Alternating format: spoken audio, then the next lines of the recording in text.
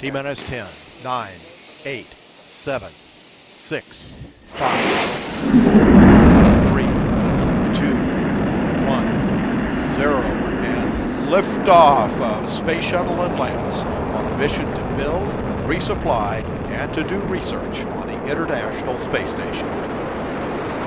Houston now controlling. Atlantis begins its penultimate journey to shore up the International Space Station.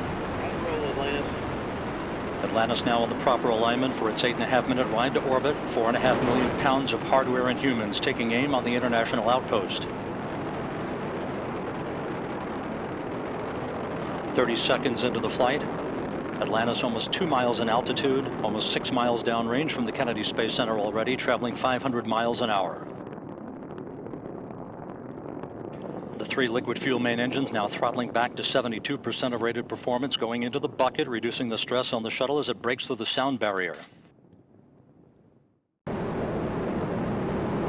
32 seconds into the flight. The 3 liquid fuel main engines soon will throttle back to 72% of rated performance, down in the bucket, reducing the stress on the shuttle as it goes transonic.